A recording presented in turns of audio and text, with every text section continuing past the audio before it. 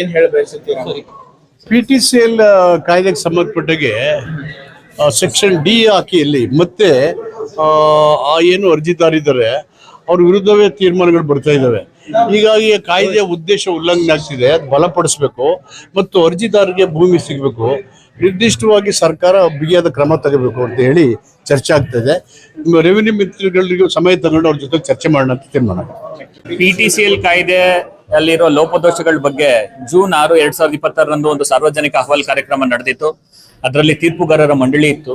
ಮಾನ್ಯ ಜಸ್ಟಿಸ್ ಗೋಪಾಲ್ ಗೌಡ್ ಅವರು, retired judge supreme court, D Thangaraj ಅವರು, ಮಿಸ್ಟರ್ ಜಾಮದಾರ್ ಅವರು, ಇಬ್ರು retired principal secretary revenue, Jyothiraj madam Bhushakti Kendra ಅಧ್ಯಕ್ಷರು, HL ವೆಂಕಟೇಶ್ ಅವರು ವಕೀಲರು. ಈ 5 ಜನರ ತೀರ್ಪು ಮಂಡಳಿಯ ಇವತ್ತು ಬಿಡುಗಡೆ ಮಾಡಿದ್ರು. ಆ ಶಿಫಾರಸ್ಗಳು ಕೊಟ್ಟಿದ್ದಾರೆ ಅವರು. ಅದ್ರಲ್ಲಿ ಮೇನ್ ಶಿಫಾರಸ್ಗಳು ಏನಂತ ಹೇಳಿದ್ರೆ, ಒಂದು ನಿಕ್ಕಂಟಿ ರಾಮಲಕ್ಷ್ಮಿ ಕೇಸ್, ಯಾವ ಕೇಸಿಂದ ಇವತ್ತು ಸಾವಿರಾರು ಜನ ದಲಿತರು ಅನ್ಯಾಯವಾಗಿ ಭೂಮಿ ಕಳ್ಕೊಂಡಿದ್ದಾರೋ ಅದರ ಅಪೀಲ್ ಏನಿದೆ ಸುಪ್ರೀಂ ಕೋರ್ಟ್ ಅಲ್ಲಿ, ಸರ್ಕಾರ ಅದನ್ನ ಕರೆಕ್ಟ್ ಆಗಿ ನಡ್ಸ್ಕೊಡ್ಬೇಕು. ಎರಡನೇದು, ಈ ಕಾಯ್ದೆ ಇವತ್ತು ದುರ್ಬಲಗೊಂಡಿದೆ. ಈ ದುರ್ಬಲಗೊಂಡಿರೋ ಕಾಯ್ದೆನ ಅದರಲ್ಲಿರೋ ಲೋಪದೋಷಗಳನ್ನ ಸರಿ ಮಾಡ್ಸಕ್ಕೆ ಅಥವಾ ಸುಪ್ರೀಂ ಕೋರ್ಟ್ ಜಜ್ಮೆಂಟ್ಗಳು, ಹೈಕೋರ್ಟ್ ಜಜ್ಮೆಂಟ್ಗಳು ಯಾವ್ದ್ರಿಂದ ಅದು ಸಮಸ್ಯೆ ಆಗಿದೆಯೋ ಅದನ್ನ ಪರಿಶೀಲನೆ ಮಾಡಿ ಪರಿಹಾರ ಸೂಚಿಸಕ್ಕೆ ಒಂದು ಉನ್ನತ ಮಟ್ಟದ ಸಮಿತಿ ರಚನೆ ಆಗ್ಬೇಕು. ಮೂರನೇದು, ಯಾರು ನಿಕ್ಕಂಟಿ ರಾಮಲಕ್ಷ್ಮಿ ಕೇಸಿಂದ ಯಾರು ಭೂಮಿ ಕಳ್ಕೊಂಡಿದಾರೋ ಅವ್ರಿಗೆಲ್ಲ ಪರ್ಯಾಯ ಜಮೀನ್ ಸಿಗ್ಬೇಕು. ನಾಲ್ಕನೇದು, ಕಂದಾಯ ಅಧಿಕಾರಿಗಳಿಗೂ ಸಹ ಟ್ರೈನಿಂಗ್ ಕೊಡ್ಬೇಕಾಗುತ್ತೆ ಈ ಕಾಯ್ದೆ ಜಾರಿ ಮಾಡೋದು ಹೇಗೆ ಅಂತ. ಮತ್ತೆ ಯಾರು ಅಕ್ರಮವಾಗಿ ಭೂಮಿ ಪಡ್ಕೊಂಡಿದಾರಲ್ಲ PTCL ಭೂಮಿ, ಅವ್ರ ಮೇಲೆ ಕ್ರಿಮಿನಲ್ ಕೇಸ್ ಮಾಡ್ಬೇಕಾಗುತ್ತೆ. ಮತ್ತೆ PTCL ಲ್ಯಾಂಡ್ ಏನಿದ್ರು ಅದರ ರಿಜಿಸ್ಟ್ರೇಷನ್ ಆಗ್ಬಾರ್ದು, ಮತ್ತೆ ಆಗಿರೋದನ್ನ ಸೋಮೋಟೋ ಇವರು ವಾಪಸ್ AC ಅವರು ಇನ್ಕ್ವೈರಿಗಳು ಶುರು ಮಾಡ್ಬೇಕು ಅಂತ. ಇದು ಮುಖ್ಯ ಶಿಫಾರಸ್ಗಳು ಇವತ್ತಿನ. ಈ ಕಾಯ್ದೆ ದುರ್ಬಲ ಆಗಲಿಕ್ಕೆ ಅಧಿಕಾರಿಗಳು ಮತ್ತು ಈವನ್ ಜುಡಿಷಿಯರಿ. Yes, correct. ವರದಿನಲ್ಲೂ ಅದೇ ಸ್ಪಷ್ಟವಾಗಿ ಹೇಳಿದೆ. ಯಾಕೆ ಅಂತ ಹೇಳಿದ್ರೆ, ಜುಡಿಷಿಯರಿ PTCL ಕಾಯ್ದೆನ ಮಾಮೂಲಿ ಒಂದು ಸಿವಿಲ್ ಕಾಯ್ದೆ ಆಗಿ ಕನ್ಸಿಡರ್ ಮಾಡಿದೆ.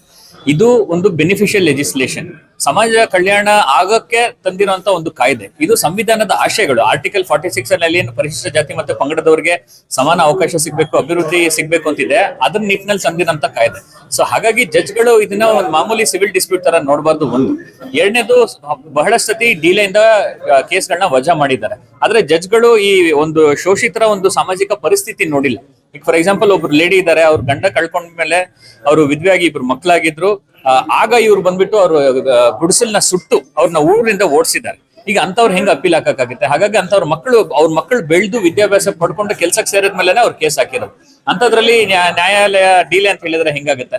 ಸೊ ವರದಿಲಿ ಏನ್ ಹೇಳ್ತಾ ಇದೆ ಅಂದ್ರೆ, ನ್ಯಾಯಾಲಯವು ಒಂದು ಸಾಮಾಜಿಕ ಒಂದು ಹಿನ್ನೆಲೆ ನೋಡಿಲ್ಲ, ಜಾತಿ ವ್ಯವಸ್ಥೆಯ ಹಿನ್ನೆಲೆ ನೋಡಿಲ್ಲ ತೀರ್ಪು ಕೊಡ್ಬೇಕಾದ್ರೆ.